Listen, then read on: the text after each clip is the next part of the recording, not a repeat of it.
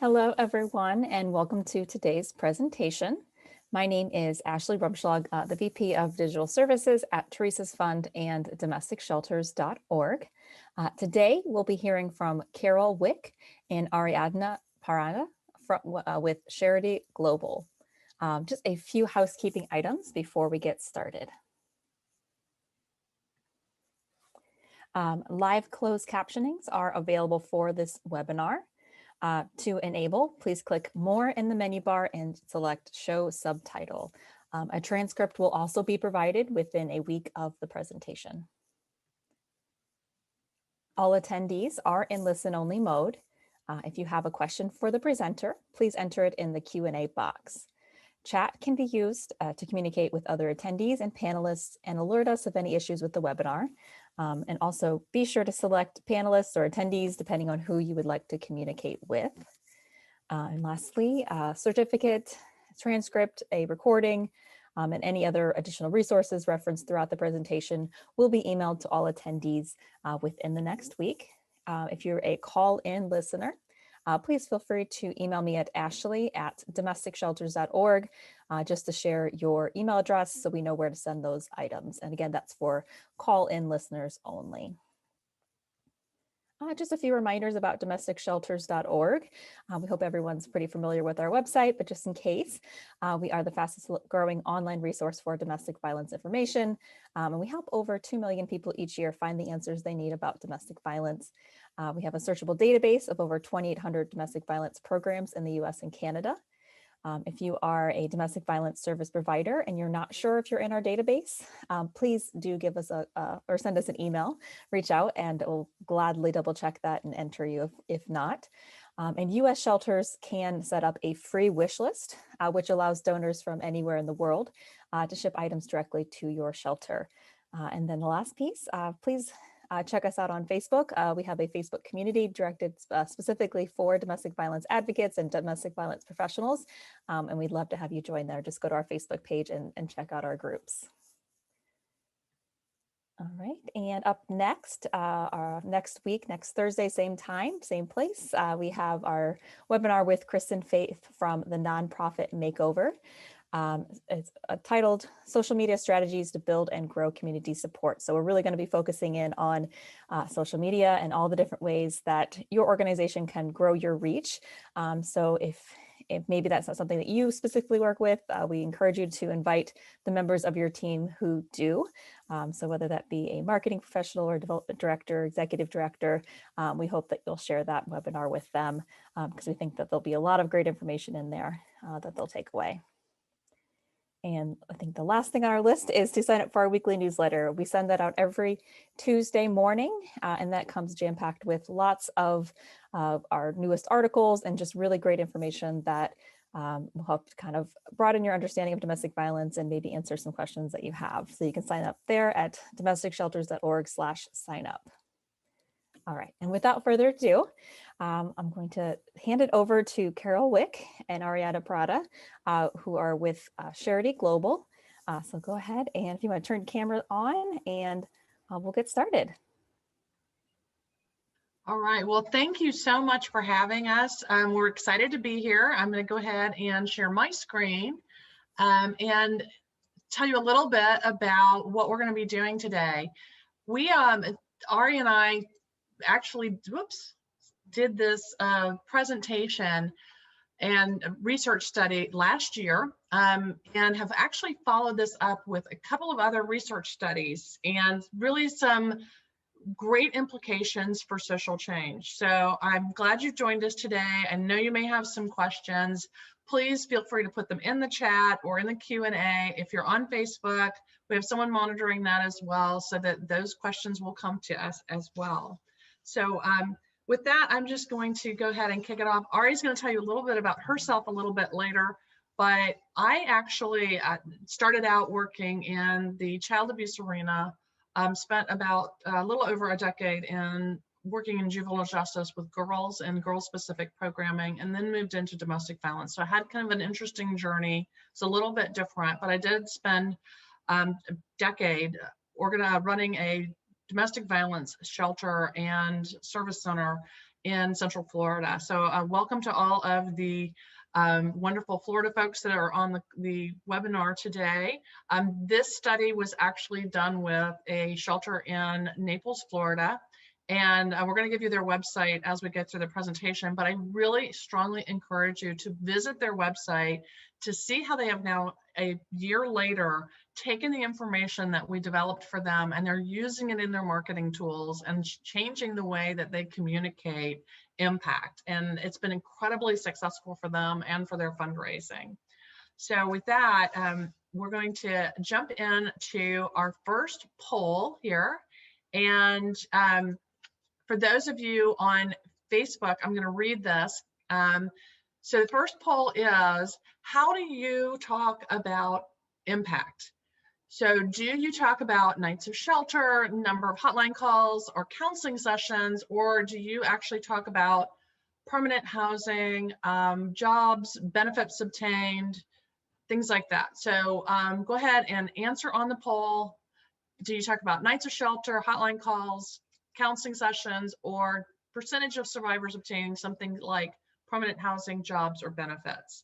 So if you're on the Facebook, don't forget, put it into the chat in the Facebook, and we'll give it just another minute or so.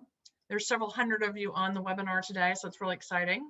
We'll give everybody a chance to go ahead and vote. All right.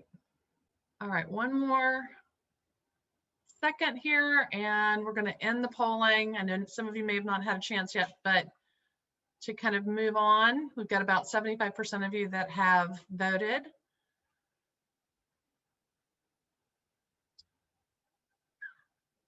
All right, so I'm going to end the polling for this poll and share the results. So about 67% of you said that you talk about outputs. And outputs are anything you can count on your fingers is the easiest way to think about it, as opposed to outcomes, which is the long-lasting change that happens as a result of the programs that you offer. So one is just what happened, how many services that you provide, but the outcomes is the next step of what actually happens. So we're going to talk about that for just a second, because I think that's important in the context of this study. We actually looked at this a lot more in the next study that we did, which we're going to give you the ability to download and see, but we actually did an international study, and some of you may have actually participated in that study. That study was how do we talk about impact, and how do we talk about the wonderful things that we do, but really how are they sustaining change? Not just the number of hotline calls, which is actually an input, but what services are we providing, and then how is that actually making a difference? So 75% of donors say they want to hear outcomes and they want to hear ROI. And yet the vast majority of nonprofits, not just groups that work with violence against women, but the vast majority of nonprofits do not talk about outcomes, and they really don't understand the difference. So this is actually a template designed to explain, from the vision of a domestic violence or sexual violence organization, how you could start to move the needle and track outcomes and ROI as opposed to input and output.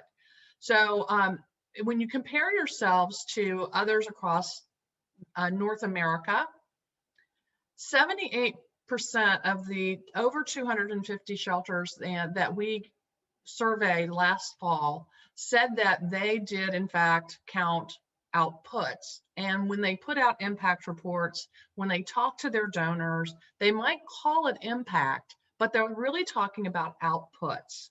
Again, things you can count on your fingers. And the problem with outputs is it doesn't tell your donors that you're really doing anything because you offer that service. So we have to take it to the next level and say, because someone came into shelter, what changed? Or because they got a counseling session, what changed? Because they got a safety plan, what changed? And so we have to be asking ourselves those questions, because that's what donors want to hear. And if you're just talking outputs, you're going to be getting smaller donations. When you move into this other area of outcomes, that's when the donations grow, because donors feel like they're investing in your program rather than just giving you money to do a service. So we want to make sure we're moving everybody towards outcome-focused communication. And this next year, when you're starting to draft and develop that next impact report, know that it's not a bad thing to talk about outputs. You really need to go that next level. So we're going to give you some tools to do that. So the next question I have for you, the next poll, is last time you did a presentation, didn't matter what the audience, whether it was at a fundraiser, it was on Zoom, or it was out talking and doing a domestic violence presentation, or even talking to the media. Did you use local statistics, or did you use the national statistics, which are readily available on the internet? So last time you ever tried to communicate the economic or the impact of violence, were you able to only find national numbers, or were you able to communicate local impact? So I'm going to give you all a chance to do this poll. If you're on Facebook, if you're on the phone, go ahead and send us a note about what you were able to find. Were you able to find local numbers or just national numbers? Yes is national numbers. No is no, you couldn't find anything. You could just find, you could find local numbers. Hopefully that's clear. All right, a lot of people responding to this one. And I will tell you, anytime a woman is murdered, more than likely what we're going to see is someone goes to a national website, one of the national domestic violence related nonprofits, and they pull numbers down from the national site, whether that's economic impact or whether that's numbers of women that end up being abused each year or abused every minute. And it really doesn't communicate what's happening locally. So 75% of you have voted, so I'm going to go ahead and close this off and share the results. So 66% of you said, yes, in fact, that local numbers were hard for you to find, that you reported in your last presentation or last time you gave a speech, you talked about national numbers. And that is really, really important that you be able to talk local. So Ari's going to talk a little bit about the tools that we use to calculate local impact for this study. Thank you, Carol. Hi, everyone. I just wanted to give a little brief introduction of myself. My name is Ariadna Parada, and I'm from El Salvador. So, hola mi comunidad latina. I'm seeing a lot of people tell me where they're from. So if you haven't, please share that with me in the chat. I am really passionate about research, and especially research surrounding domestic violence. Mostly because growing up in El Salvador, people don't really speak about it, and they don't advocate for it. And it's kind of something that's been pushed under the rug. So I think that this study is especially really important, not just for the United States, but definitely in an international perspective. And especially looking at local impact, as Carol was just saying, we wanted to not only replicate the Chanley study, which is what the Shelter for Abused Women and Children in Naples was asking us to do, but we also wanted to add in a little bit more perspective on how the victims are being abused and the impact that their abusers are having on them, and especially not only on them, but on the community as a whole. So we wanted to use the Texas Health Resources for Domestic Violence Cost Calculator to show the impact of employers. And I'm not going to go into like exactly how we calculated everything, but we do have our YouTube channel at Sharity Global that we're going to be uploading free videos for you guys. So if you want to check that out, and if you're like the type that needs to look at the nitty gritty, then we also have that for you. But basically, the cost calculator looks into um, the percentage of females and the hourly wage that they make, as well as the total population of the county that you're investigating or the population. Um, and that really helped us kind of determine the impact that domestic violence was causing in the community, which was around $44 million. And we also wanted to talk about the RAND cost of crime calculator, which Carol is going to talk to you a little bit more about in detail. But that basically estimates the economic impact of the crimes committed in any community. So that goes in through murder, rape, aggravated assaults. Um, and we used that information from the um, Florida Department of Crime data, as well as the FDLE, which is the Florida's County and Jurisdictional Reported Domestic Violence Offenses of 2018. What is really important that we also did was that we used the CPI, which is the cost of inflation calculator, to bring all of the numbers up to 2018 data, because most of the online calculators were either in 2005, 2001, or 2010 numbers. So that's really important once you're doing those calculations to have that in mind. We also grabbed some formulas from the Chanley study, which I will explain a little bit more in the next slide. So the study components that we grabbed were the estimated female victims that the Texas Health Cost Calculator gave us, which was around almost 9,000 victims of domestic violence a year, just in Collier County, Naples. The impact of domestic violence as a crime, which the RAND helped us figure out. And then we also talked about the cost of businesses and the medical costs that those brought. And all of that was really great to have the health cost calculator, because we had everything in just, one simple tool that I think everyone can easily access. You can go into census data and get that information, or you can ask your local contact to give that to you, or the police department is also could have that information available. The one thing that was also really prevalent in the Chanley's 2001 study was the social benefits and the social costs of the shelter and just shelters in general, and how that would lead to the calculation of the ROI, which is the return on investment. And that is really important, because when we try and compare the social benefit and the social cost, or we do that cost benefit analysis, it's really important for your outcome based reporting, so that you can actually be like, it's not just that we housed 100 women, but all those 100 women were bringing back investment in form of for every dollar invested, you get X amount of money back.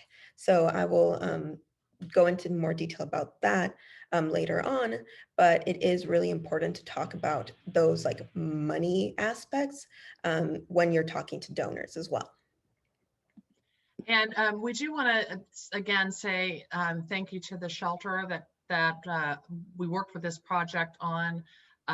They are in Naples, Florida. I highly recommend you look up their website, see where they have impact, and you can actually go back and see their previous impact reports where they actually are talking outputs.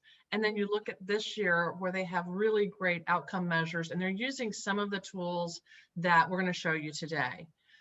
This is also, if you are interested in looking up the Chanley study, it's cited, everything that we're going to talk about today is cited in the study, which is free for download on our Knowledge Center at charityglobal.com. But you can go in and find the Chanley study and look that up as well. And that's how we were able to pull all of this information and calculate many of the costs. So this is something that I'm just really, really passionate about. We embarked on this, and while the shelter really wanted us just to replicate the Chanley study for the ROI component, I really wanted to integrate some tools that I had used when I was a CEO, and I knew they were really, really effective in engaging corporate donors, engaging medical hospitals and medical providers, and to pass along this knowledge and this information, because these tools are out there. And I think somebody in the chat mentioned that it's really difficult for domestic violence organizations to have outcomes that are consistent. But if you go through what we're going through, you can actually start to calculate this and then start to have a conversation in your local community about doing nothing is costing you something. So if the local community is only supporting you at, let's just say, $100,000, but you really need $300,000 a year, then you can go back and say, look, we're spending this amount of money. Why don't we actually use the money for something that has a return on investment, that's a good investment, and we can do a cost avoidance. So outcomes can be two things. They can actually be avoiding the bad things or having good things happen. Both of those are legitimate outcomes, but sometimes we tend to focus on just talking about how bad the problem is, and then we don't take to the next step to talk about how we are the solution. So my goal for every organization that fights violence against women is to increase the amount of money and resources that you have available to fight this epidemic. Can I repeat what I just said? If you're doing nothing, you're not helping. Well, gosh, you know what? I don't know that I can, but it's taped, so that's a great thing. You can watch this and they'll have that for the next. So when we start talking about the impact of abusers' violence, this is where we were using the RAND cost of crime calculator. And I've actually been in contact with RAND, and they've got some amazing, amazing resources, but I came across the cost of crime calculator, which was developed to calculate what would happen if they cut or increased the number of law enforcement officers addressing crime. And in talking to the researchers that developed this calculator, I said, could we just put in the crimes that were related to domestic violence that we had access to? So every state is different in how they quantify domestic violence and how they calculate and report it. So you have to be really careful when you're talking about domestic violence, because for instance, in Florida, it's not just intimate partner violence, it's also anyone who's a blood relation, which could be siblings, it could be a parent child, adult child, it could be a whole lot of other things. If you go to Tennessee, for instance, roommates are considered domestic violence, even if they're not in an intimate relationship. So we do have to kind of be careful when you're starting to talk about domestic violence from a legal perspective, criminal legal perspective, versus intimate partner violence. And I always make sure that you have that kind of caveat that you put in there when you go out and start talking to people. But what we were able to do for the shelter was go in and take a look at, in 2018 was the year that we used, how many murders and manslaughters there were. We looked at sexual assaults and we combined several categories. And then we looked at aggravated assaults, stalking, and we combined those. They do break them out in Florida under domestic violence as opposed to other crimes. So we were actually able to pull those out. And RAND, we adjusted because the RAND calculator is at 2007 numbers. So we used that IRS to bring it up to 2018 numbers. And you can see here the estimated impact, economic impact of just Collier County's domestic violence is nearly $200 million, which is just really, if you think about it, Collier County is a fairly small, very affluent community, and they're spending $200 million to just address from the criminal justice side of things, the impact of abusers' violence. So again, great way to then use this information, go to your local government authority and talk about the fact that you could use that money much more effectively and reduce the acts of domestic violence and reduce the costs that taxpayers are paying, basically throwing money away, because we all know that the criminal justice intervention is not the most effective way to address domestic violence. So then we also used one of my favorite tools, which is the Texas Health Cost Calculator. Again, it's not in current numbers, so you do have to use that IRS inflation number. But by using the Texas Health Cost Calculator, you can use this in two different ways. You can use census data calculating the number of women over the age of 18, and you can be able to estimate the number of women who will be abused by their intimate partner in your community in the next year. So again, it's not talking about male victims. You have to be clear about that. And we're only talking about over the age of 18. So we're not talking about anyone who might be a victim of dating violence, but we are looking at being able to say, currently, for instance, we serve 100 survivors a year, but we know that there are 18,000 of them out there. That means that we are not beginning to really scratch the surface of the problem. And I know there are a lot of people raising their hands and asking questions. We're going to take all those questions at the end. So please just put your questions in the Q&A or the chat. You can also, and this becomes very important, you can also calculate the number of assaults and the number of injuries that will result and the number of times women will go to the doctor because the assault is so serious. And then a cost, medical cost system cost. Now, the cost calculator can also be used when you go and visit a corporate sponsor. And you can actually put their data in that and talk about what domestic violence is costing their organization, their company, especially if they are not addressing domestic violence. And that's a great way to get corporate partners on board to do systems change work and help to start referring their employees for services. So I'm going to turn it back over to Ari so she can talk about the Chanley study and the social benefit and social cost. But please put those questions in the chat as we go along. Yes, thank you, Carol. So a big part of the Chanley study was the social benefit and social cost analysis. So that leads to calculating the ROI, and the ROI is really important for us to determine our outcome, right? So I won't go over the exact formulas that we use to calculate all of this stuff, but I will talk about the main components that were considered. So in the first place, what is social cost, right?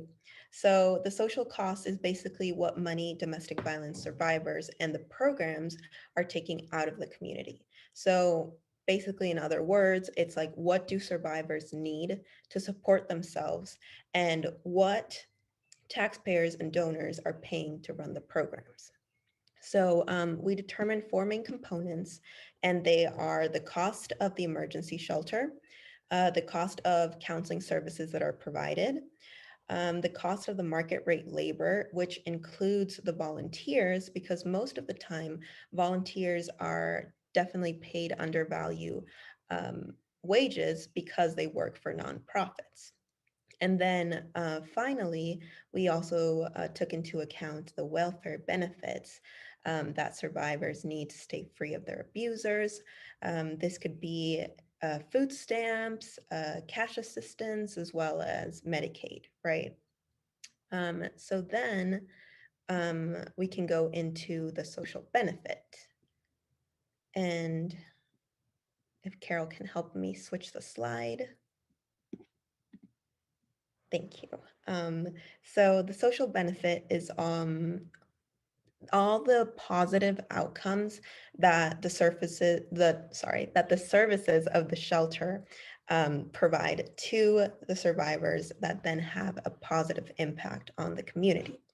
So these were also four. There were the immediate injuries averted, long-term injuries averted, economic stability, and mental health counseling. So what the Chanley study really found that was really important for, I think, both me and Carol to really highlight was that 95% of survivors coming into emergency shelters could be protected from both immediate and future injuries. Um, and that was really important because it helped them um, come into the shelter. It helped all of those survivors gain some sort of economic stability as well because they were taken care of, provided shelter, food, job counseling as well, and of course, mental health counseling. And that was a really big value that we wanted to highlight and really use that to talk about the social benefit to the survivors as well as the community. So that led us into calculating the ROI. So with the social benefit and the social cost already taken into account, we basically divided that by doing benefit divided by cost, right? And this is definitely oversimplifying it a little bit. Um, but as we said, we're going to be putting out videos in the YouTube channel to be explaining it a little bit more. But the Chanley study used numerous studies to determine the benefit and the cost, and they were able to determine both a conservative, which was kind of like a lower estimate of ROI and they went with like a little bit of a more aggressive approach, which was the upper estimate of the return on investment. So depending on the data, you can use the upper or the lower estimate, or if you want, you can use the average. It's really depending on your audience and the range that you want to use, right? So you can use it however you want, upper, lower, average. So what we did was we did all three, right? Not leaving anyone out. And for the upper estimate, we actually found out that the social cost of having the shelter was a little over $7.5 million. And the social benefit was $52 million. And then the lower estimate, the social cost was 7 million and the social benefit was 13 million. So from that, we could also find the average. So the average of the upper ROI that was 7 and the lower ROI that was 2 was $4.4. So when we are talking about that and we're considering that when we're talking to donors, we can tell them like, for every dollar invested in the shelter or any emergency shelter that we use this data with, the shelter, the Naples shelter, would combat violence in Collier County, taxpayers would save an average of $4.40. So for every dollar invested, they would get a return on their investment of $4.40. And this is really important when we're talking about outcomes, especially because we're not just saying we helped them with this program for mental health or we helped them get a job. It's like for every money, every amount, every dollar you're giving us, we're actually putting that towards the community and we're having a return of $4.40. So it really does help the narrative when you're going up to donors that are looking at, you know, ripping you apart for the numbers instead of like how sometimes we could get involved in just the heart. So this is a really important take that we think the study really does highlight, and that can help everyone that uses it.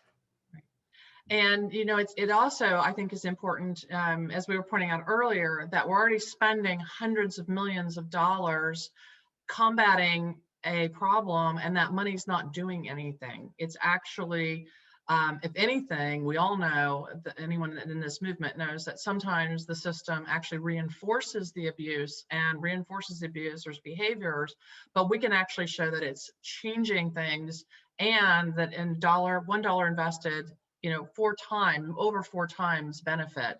So, and again, if you use the higher estimate, it was even higher than that. It was closer to $7. So I'm going to actually walk you through how to use this data. And I know that it's really hard on a webinar with several hundred people to kind of walk you through exactly how to do the steps of all the calculations, but we do have all of that if you download the report. But the way to use the data is, I think, almost important as having the data, because you wouldn't just necessarily take the report and hand it to a donor. Although there might be some donors who would be really interested in reading it, you need to be able to use it in different ways. So I'm going to walk you through a few examples, but just in using it for social change, just the conversation that we've shared with you today about, this is a problem that drains our economy of hundreds of millions of dollars. When you go in and you talk to corporate donors or potential corporate donors, talking to them about, this is your problem too. This is affecting your bottom line. And if we could come in and help you with changing your policies and procedures. I know at our organization, we used to have a hotline where the HR or management team could call us if they had an employee who had identified that they were being stalked or had been abused by their partner. And we would then talk about a workplace safety plan. So we were helping more survivors, but then we were also showing that corporate partner how we were a partner. We weren't just someone who was asking for money. And it changes the relationship to more of an equal relationship, and one where we're actually benefiting them and they can see that value rather than it just being a good cause. When you start to talk about the impact, when you get up and you do your presentations and you're talking about the local impact, the number of survivors that you might have that are out there that may even not recognize themselves because they're a victim of financial abuse, or they are in a relationship where in their culture, it's not unusual to have some physical violence. So all of these things we can start to talk about the depth of the problem that you're trying to address. I mentioned corporate engagement, but also starting to shift the way that local legislators, local government leaders, even other nonprofits that may interface, whether it's child welfare, again, juvenile justice, whatever the system might be, helping them understand that these survivors are there, they need help, and that we need to start changing the way that we address the problem. And then finally, for fundraising, when you start to communicate impact, it starts to bring in larger dollars. They bring in investments instead of just we think you have a good mission. So instead of that $50, you might get $50,000 because people can see that you're making a difference and that you're moving the needle. And then you become something that maybe Mackenzie Scott would identify. We saw she just gave away a bunch of money again yesterday. Who knows? Unfortunately, when you look at total philanthropy, less than 0.2% goes to organizations that address violence against women and children. And we need to change that paradigm. So this is an example of how we took the study and built it into an impact statement for the shelter. And you can see we do have an output, that is how many hours of counseling that they provided, but then we talked about how that counseling saves taxpayers $120,000 a year. So for every hour of counseling the shelter provided, they saved taxpayers $5.04. And we're actually able to do that calculation through the Chanley study. They reduced, the emergency shelter reduced injuries and assaults by up to 95%. And again, they provided $52 million in benefit to the community that year. It's a much, much stronger way of telling your story than just talking about outputs. This is another way to tell the story. This is something I used to do in partnership with our local university. We would do heat maps, and we would look at not just the number of 911 calls, but also how many people came in from that zip code to shelter, and how many do we serve in our outreach.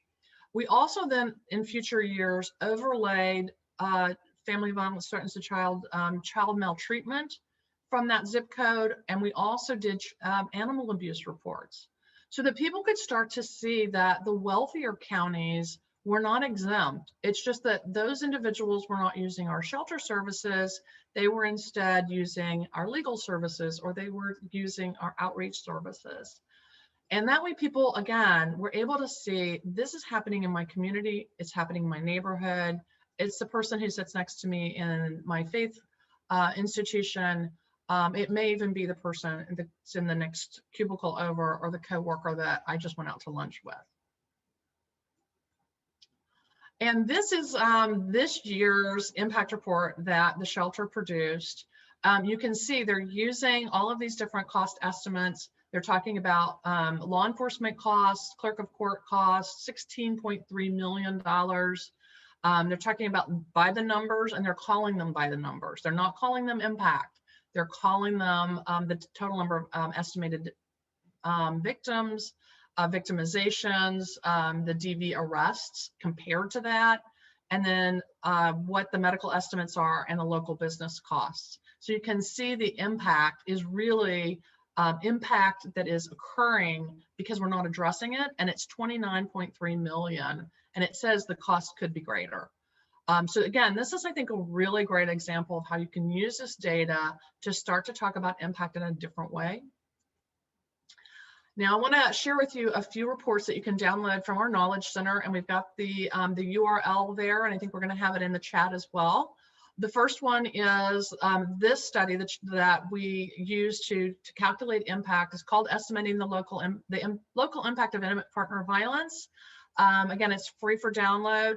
Then the other study that we followed up, which was actually included some shelters in Canada and the Caribbean, is the National Assessment of the State of Fundraising for Domestic Violence Organizations. And that's really taking a look at what could you do as an organization that fights violence against women to shift the way that you're fundraising, so that, again, those major donors are going to pay more attention to you and your organization and your mission. And we also have the Center for Capacity Building that specifically is designed for organizations that address violence against women and children. We have some of the top experts, a few of them are highlighted on the page, but some of the top experts in the United States that work in this area.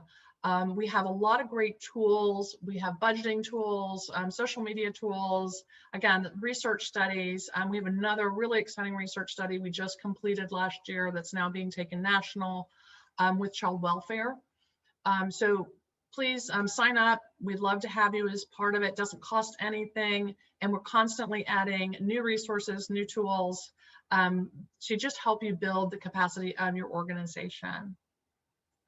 So with that, you can always reach out to Ari or myself. I'm at carol.wick@charityglobal.com, and we are ready to take your questions. All right. Thank you so much, Ariana and Carol. That was some fantastic information. We did have some questions come in, so let me pull those up here. So first question is, you had mentioned some YouTube videos on your YouTube channel. Are those available now, or will those be released in the future? They are, well, the ones that are showing you and walking you through the calculations are going to be coming up on our Knowledge Center. And we have what we call on-demand videos. So we're in the process of producing those. I have to actually do those and kind of walk people through. And I'm still, I just kind of do it in my head. So translating it into a video, but they'll be up by July. Oh, fantastic. We'll make sure that everyone that's attending today gets those, receives those links when they're available. The next question that came through, and this kind of came through when you're talking about the cost per crime. Are you able to kind of break that down a little bit more? Where does the cost come from? Is it including investigations, paying attorneys, et cetera? Right. So the RAND, if you go on to the RAND website, which is linked in the study, they have a detailed explanation of how they calculated that information. It is an evidence-based tool. It's been used by police departments across the country. But what we have done is it actually has different categories of crime. So we just didn't use the categories. We put 0, and we put a 0 change for law enforcement. You do have to know how many law enforcement officers are employed in your communities. I know many of you serve multiple counties. So if it's 1 county or 10 counties, you just enter the number of law enforcement officers that you have. you hit zero change, and then you go to wherever your crime data is for your community for domestic violence, and you input under just those categories that are relevant, that you have the accurate data for, and fill those in. When you get that number, it's kind of a large number, you then have to click, and the link is actually on the RAND calculator, go onto the IRS page, which then allows you to increase it to 2021 numbers. Very good. And kind of a related question, and I think you probably touched on it earlier, but definitely worth rehashing again. But how do you check the percentage of domestic violence against women in a specific county? So every state is different. In Florida, it's the Florida Department of Law Enforcement publishes that information in a spreadsheet every year. I was just working with a group in Arizona, and we had to go to the state attorney's website to find it. You may actually have to go to your local law enforcement and ask them to give you the number. I've actually had some of the organizations that we've worked with that have really struggled with that, finding that information. The law enforcement doesn't want to give it to them. But usually by law, they are required, because it has to go up to the Department of Justice. So they are required to report that information. They have that information. It's just a matter of where it's out there on the web. And your best bet, honestly, is to Google it and try to find it there first before you go to your law enforcement, unless you have a really great relationship with your law enforcement partner. Fantastic, thank you. Encourage anyone that has any other questions to please add them to the Q&A. I do have one more question queued up. We'll see if any more come in. This last question is just really wanting to confirm that this approach can translate to programs that maybe don't provide actual shelter, but more like community services.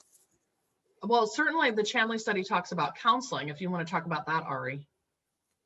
Yeah, I think what the question she was asking, if it can translate without having an emergency shelter present, right? Right. Yeah, it definitely can. You just have to switch the social benefits. So it doesn't have to be the component of the emergency shelter, but you can just use the components that you have that you think are accurate towards your social cost and your social benefit. It can vary with the organization, and also with what you want to portray. It doesn't have to be exactly what we said in our presentation. It was just relevant to us because that was the situation that the shelter had. Yeah. Good. Well, you guys did such a wonderful, thorough job of presenting. We don't have any more questions, but I would like to open it up if you have any other information you'd like to make sure we share today. Otherwise, we'll wrap up. Great. Well, I'm so glad that everybody really enjoyed this today. I hope that you can take this information, be able to apply it to your local community, because I can tell you that when you pull those national numbers down and you start talking about huge billion-dollar numbers, people's eyes just kind of glaze over.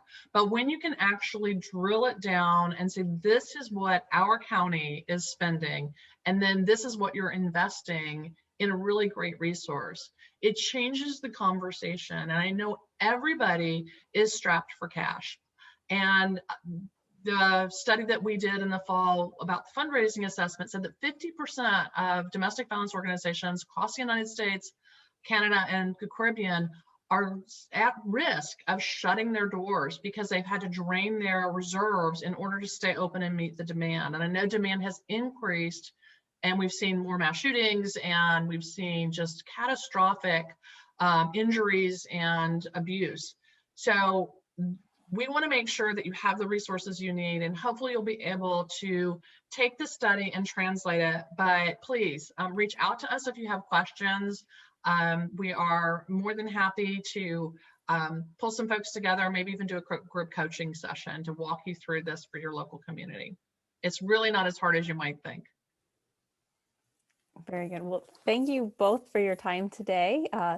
This is very, very, very helpful. So with that, we'll go ahead and we'll wrap up. And just a reminder that we will have all the recording, the transcript, a certificate of attendance, and any of the links that were mentioned today. We'll send those out via email within the next week. And if you're a call-in listener, again, a reminder to send me an email at ashley@domesticshelters.org. That way I have your email address handy when we send out that information.